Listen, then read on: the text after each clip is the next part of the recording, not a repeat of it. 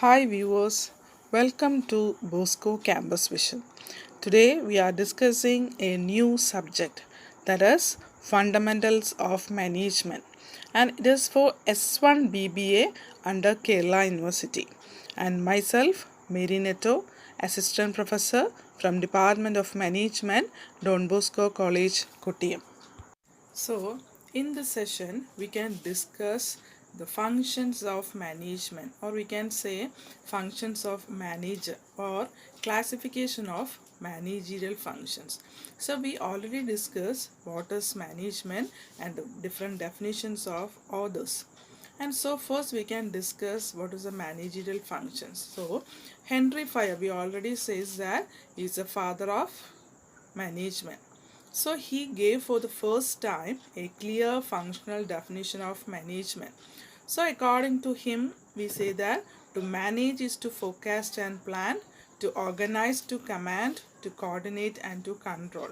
So Fayol has given the following 5 functions of management. That is, he says that forecasting and planning, the second is organizing, third is commanding, fourth is coordinating, and the fifth is control. So Fayol has says that there are 5 functions of management, and according to Luther Gullik, he says that there are another some functions of management, that is planning, organizing, directing, staffing, coordinating, reporting and budgeting. And in conclusion we can say that is POD SCORB, that is Luther Gullik says that it may be planning, organizing, directing, staffing, coordinating, reporting and budgeting.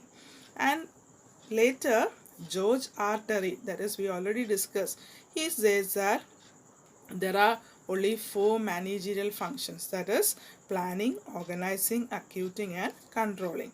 And at least that is Coons and O'Donnell, we already discussed his definition, that is he says that we have 5 functions of, that is 5 managerial functions, that is planning, organizing, staffing, directing and controlling. So in practice it is not always possible to place all managerial activity neatly into this category since the functions tends to collapse. So we can study, now we can discuss Coons and O'Donnell's managerial function, that is the 5 functions of a manager or a managerial functions or a management.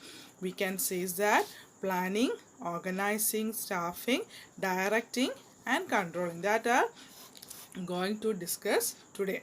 So already we discussed that Henry Fayol says that there are 5 functions of management, George R. Terry says that there are 4 functions, and the last we say discussing Coons and O'Donnell, he says that there are 5 functions of management.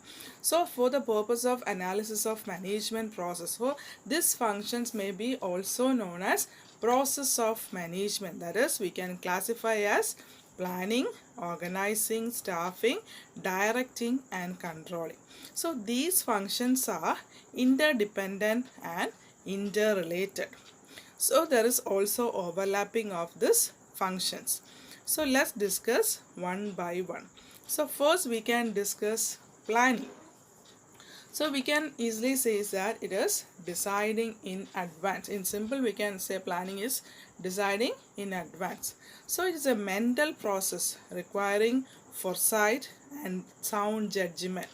And so it is based on future situation, and this is must at all levels of management. And so we can say that it requires intellectual faculty, foresight or a sound judgment. So in selecting and relating of facts and the making using of assumptions regarding the future in the visualization of or formation of proposed activity. So in simple we can say deciding in advance what to do, when to do, where to do and how the results are to be evaluated.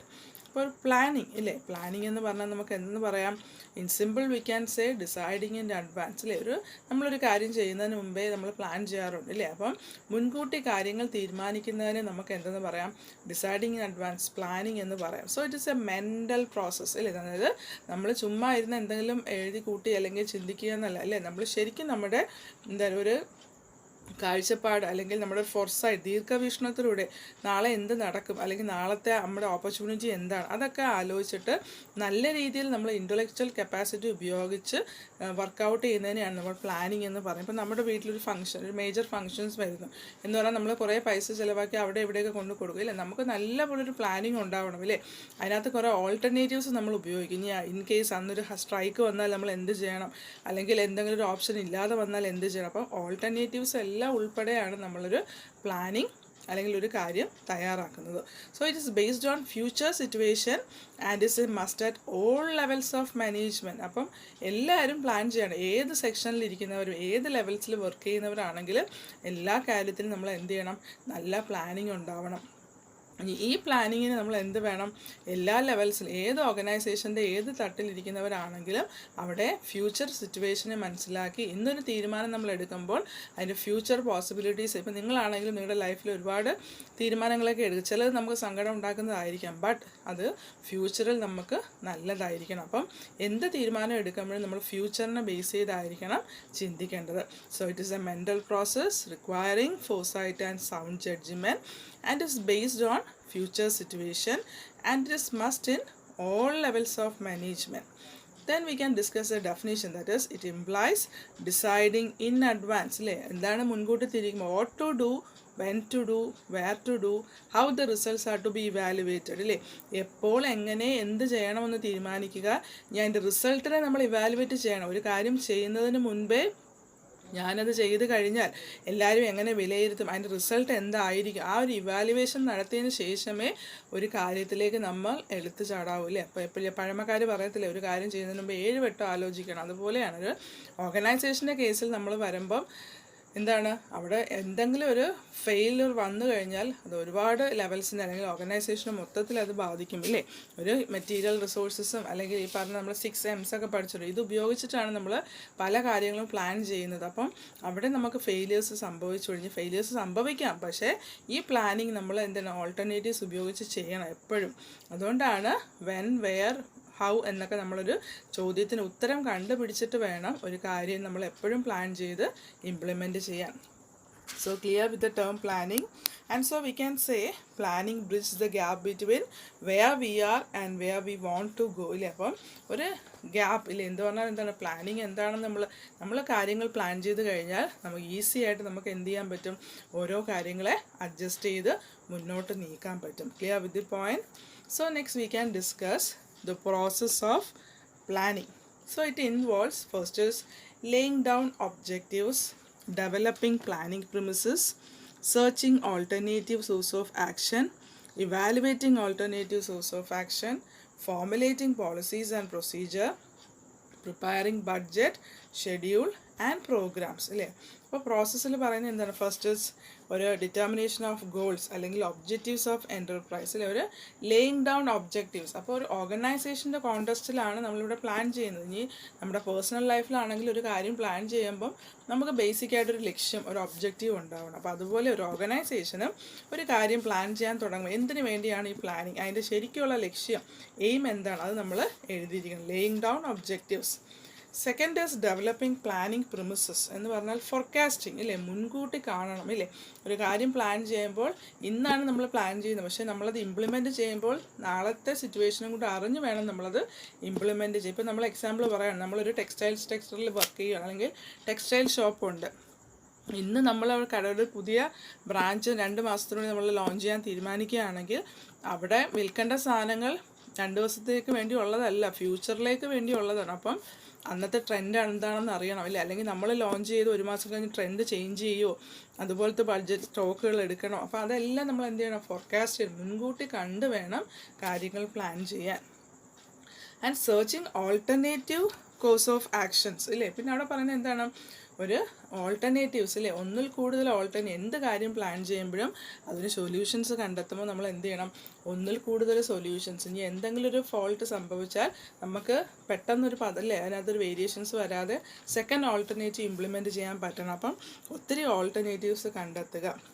Then evaluation of various alternatives. പിന്നെ നമ്മൾ എന്ത് ചെയ്യണം, നമ്മൾ alternative കണ്ടെത്തിയിട്ട് ഓരോന്നിനെ evaluate ചെയ്യണം അല്ലേ. ഇപ്പം നിങ്ങളാണെങ്കിൽ +2 കഴിഞ്ഞ് ചിലർ ഡയറക്റ്റ് BBA ചൂസ് ചെയ്തവർ കാണും, ചിലർ പല പല കോഴ്സ് വന്നവർ കാണും. അപ്പം ഓരോന്നിനെയും നമ്മൾ എടുത്ത് ഇവാലുവേറ്റ് ചെയ്യണം അല്ലേ. അതിൻ്റെ മെറിറ്റ്സ് എന്താണ്, ഡിമെറിറ്റ്സ് എന്താണ്, ഫ്യൂച്ചർ എന്തായിരിക്കും. അപ്പം ഇതിനെയൊക്കെ ഇവാലുവേറ്റ് ചെയ്യണം. അപ്പോൾ ഇൻഡസ്ട്രിയുടെ കേസിൽ വരുമ്പോഴും ഓൾട്ടർനേറ്റീവ്സ് നമ്മൾ ചൂസ് ചെയ്യുമ്പോൾ നമ്മൾ എന്ത് ചെയ്യണം, ഓരോന്നിനെ എടുത്ത് സ്റ്റഡി ചെയ്ത് അതിൻ്റെ മെറിറ്റ്സും ഡിമെറിറ്റ്സും പ്രോസും കോൺസും എല്ലാം തിരിച്ചറിയണം. And then formulation of policies and procedure. അപ്പോൾ ഈ ഇവാലുവേഷൻ്റെ സ്റ്റേജിൽ നമ്മൾ ഒരെണ്ണം പിക്ക് ചെയ്ത് ഒരു ഓൾട്ടർനേറ്റീവാണ് ചൂസ് ചെയ്യാൻ തീരുമാനിച്ചെങ്കിൽ അതുമായിട്ട് ബേസ് ചെയ്ത് നമ്മൾ എന്ത് ചെയ്യണം, ചില പോളിസീസും പ്രൊസീജിയേഴ്സും ഫോർമുലേറ്റ് ചെയ്യണം. കാരണം എന്തുകൊണ്ടാണ്, ആ ഓൾട്ടർനേറ്റീവ് വെച്ചുകൊണ്ടാണ് നമ്മൾ മുന്നോട്ട് നീങ്ങാൻ തീരുമാനിക്കുന്നത്. അപ്പോൾ അങ്ങനെയാണെങ്കിൽ ആ പോളിസിയും പ്രൊസീജിയറും എല്ലാം നമ്മൾ ഇംപ്ലിമെൻറ്റ് ചെയ്യണം.